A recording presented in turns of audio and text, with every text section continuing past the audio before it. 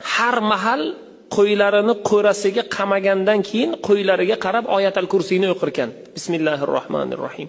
Allohu la ilaha illa huval hayyul qayyum deb oxirgacha o'qir ekanda, undan keyin qo'ylari tomon shuf derkan, suf derkan. Va uyga kirib ketar ekan.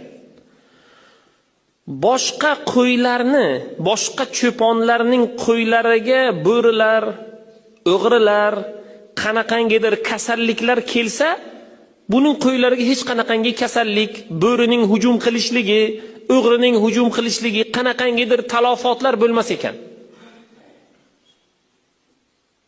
Bir kun aytadi cho'pon, bir kun keldim, yomg'ir yog'ayotgan edi. Yomg'ir yog'ayotganida men qo'ylarimni xonasiga, qo'rasiga qamadimda, undan keyin yugurib uyga kirdim.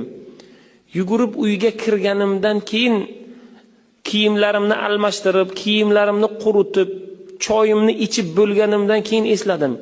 Men bugun qo'ylarimni qamaganimdan keyin oyatal kursiyni o'qidimmi yoki yo'qmi dedim. Va esladim, bugun o'qimagan ekanman.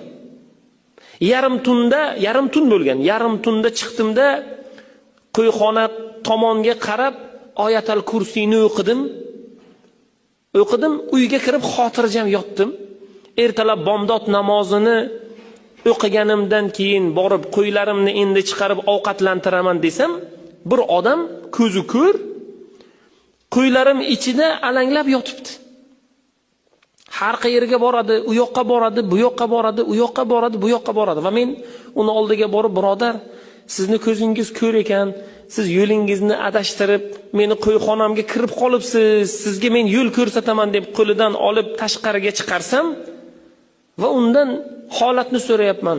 Siz qanday qilib bu joyga kirib qoldingiz desam, agar men aslida o'g'riman.